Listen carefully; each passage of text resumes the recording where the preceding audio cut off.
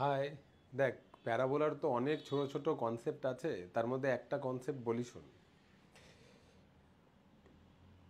আমরা একটা parabola consider করলাম, যে প্যারাবোলাটা স্ট্যান্ডার্ড নিলাম, বুঝলি? স্ট্যান্ডার্ড প্যারাবোলা নেব। তো এটা আমি প্যারাবোলার ভার্টেক্স নিলাম, যেটা আমরা অরিজিনকে কনসিডার করি। এটা এক্স অ্যাক্সিস নিলাম আর এটা ওয়াই অ্যাক্সিস নিলাম। আর প্যারাবোলা যেটা নেব, সেই প্যারাবোলাটাকে আমি এরকম নিলাম। এইটা প্যারাবোলা নিলাম।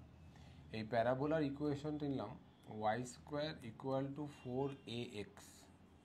এইরকম প্যারাবোলার উপরে যে কোনো পয়েন্টকে যদি আমি প্যারামেট্রিক্যালি ডিফাইন করি, তাহলে এটা এ টি স্কোয়ার কমা 2at এরকম আকারে লেখা হয়।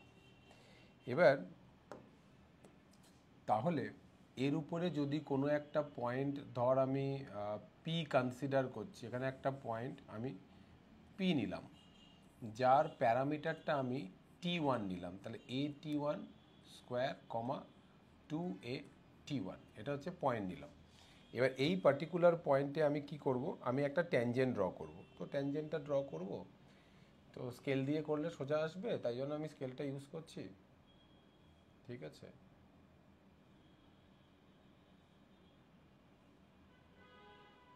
এরকম একটা ট্যানজেন্ট ড্র করে দিলাম।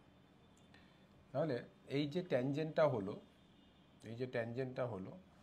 এই ট্যানজেন্টের যে, দাঁড়া, এটা টাচ করেনি, বুঝলি? টাচ না করলে তো আবার হবে না। হ্যাঁ, এবার ঠিক আছে, ট্যানজেন্ট হলো। তো এই ট্যানজেন্টের ইকুয়েশনটা হচ্ছে y(t1) equal to x plus a(t1) square. এবার তুই বলতেই পারিস, স্যার দুম করে করতে গিয়ে লিখে দিলেন। হ্যাঁ, তার গল্প আছে যে আমরা যদি এই পয়েন্টটাকে x1 কমা y1 নিতাম, তাহলে আমরা সার্কেলে পড়েছিলাম যে টি ইকুয়াল টু 0 তার ট্যানজেন্ট হয়। তাহলে এই যে প্যারাবোলা আছে, এই প্যারাবোলা অনুযায়ী টি হবে y1 minus 2a x plus x1 equal to 0। এবার দেখ, আমি যদি এই x1-এর জায়গায় AT1 স্কোয়ার বসিয়ে দিই, আর y1-এর জায়গায় যদি আমি 2AT বসিয়ে দিই, তাহলে এটাই আসবে yT1 equal to x plus AT1 square. তো আমি এইটা ডাইরেক্টলি লিখে দিয়েছিলাম। আর এই যে পার্টিকুলার পয়েন্টে আমি ট্যানজেন্ট ড্র করলাম, এখানে যদি আমি একটা নর্মাল ড্র করি মানে ট্যানজেন্টের সঙ্গে একটা পারপেন্ডিকুলার লাইন ড্র করবো, বুঝলি? তো ধর এরকম ছবিটা আসবে, এখানে একটা লাইন চলে যাবে এরকম করে, এটা নর্মাল হবে। এবার আমি এখান থেকে এটাকে সরিয়ে দিলাম। তাহলে ট্যানজেন্ট আর নর্মালের মধ্যে এই অ্যাঙ্গেলটা 90 হয়। আমি ধরে নিচ্ছি যে আমার যে প্যারাবোলাটা ছিল, এই প্যারাবোলাটাকে একটুখানি আমি এক্সটেন্ড করে দিচ্ছি।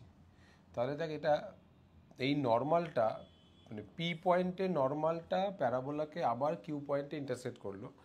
তাহলে দেখ, যেমন এখানে একটা পয়েন্ট হয়েছিল AT1 স্কোয়ার 2AT1, তাহলে এখানেও নিশ্চয়ই একটা পয়েন্ট হয়, সেটাকে নিশ্চয়ই এই ফর্মে লিখবো AT2 স্কোয়ার কমা 2AT2। কারণ এখানকার যে টি এর ভ্যালুর জন্য T1 হবে, হ্যাঁ, এই পি হবে, সেখানে নিশ্চয়ই আলাদা হবে। তো আমি এটাকে T2 ধরলাম। তাহলে এটা কি হলো, এটা নর্মাল হলো অ্যাজ ওয়েল অ্যাজ কর্ড হলো। তো এর যদি আমি স্লোপ বার করি, ধর M1, তাহলে এই y2 মাইনাস y1 আর x2 মাইনাস x1 করে করলে এটা তোর আসবে 2/t1 প্লাস t2, এরকম আসবে। যদি বুঝতে অসুবিধা হয়, আমি 2a কমন নিলে এখানে t2 মাইনাস t1 আসবে, আর এখানে a কমন নিলে t2 square minus t1 square আসবে। যেহেতু t1 not equal to t2 হবে, তো সুতরাং ওপর থেকে একটা ফ্যাক্টর কেটে যাবে, a চলে যাবে, এটাই হবে। এবার এই যে ট্যানজেন্ট আছে, এই ট্যানজেন্টের স্লোপটাকে যদি আমি m ধরি, তাহলে এটা 1/t1 হবে। এবার যেহেতু এটা 90 ডিগ্রি, তাহলে স্লোপের প্রোডাক্ট -1 হবে। তাহলে এখান থেকে আমি বলতে পারি 1/t1 এটা হচ্ছে 2 এটা হচ্ছে t1 প্লাস t2, এইটা হচ্ছে তোর -1। এখান থেকে t1 প্লাস t2 যদি আমি করি তাহলে আমার এটা আসবে হচ্ছে তোর -2/t1। তাহলে এখান থেকে আমি কি পেলাম, যে দেখ t2 ইকুয়াল টু হলো -t1 -2/t1। এই যে স্ট্যান্ডার্ড রেজাল্ট একটা এলো, হ্যাঁ, এই রেজাল্টটা আমাকে মনে রাখতে হবে। কেন মনে রাখতে হবে? ধর তোকে বললো যে একটা প্যারাবোলার পি পয়েন্টে নর্মাল প্যারাবোলাকে আবার কিউ পয়েন্টে ইন্টারসেক্ট করেছে, তাহলে তুমি এই কিউ পয়েন্টটা বার করো। আর তোকে এই পি পয়েন্টটা দেওয়া আছে, তো যদি পি পয়েন্টটা দেওয়া থাকে তাহলে আমি কি করব, ওয়াই কোঅর্ডিনেটটা এই ওয়াই কোঅর্ডিনেটের সঙ্গে ইকুয়েট করে দেবো। তাহলে আমি কি করব, ইকুয়েট করার পর t1টা পেয়ে যাব। যেই t1টা পেয়ে যাব, তাহলে এই পয়েন্টে t2টা কী হবে তা এই ফর্মুলাটা দিয়ে পেয়ে যাব। তারপরে তো এই a t2² - 2a t2 করব, আমি কিউ পয়েন্টটা পেয়ে যাব। তো এই জন্য যখন আমরা প্যারাবোলা পড়ব তখন কিন্তু এরকম অনেক কিছু আসবে। তো প্রত্যেকটা জিনিসকে আমাকে মনে রাখতে হবে, যাতে কি হয় যেইতে যদি কোয়েশ্চেন আসে তখন আমি ডাইরেক্টলি এটা টেনে নিতে পারি, না কি আমি এত কিছু ডিরাইভ করবো। বুঝতে পেরেছিস?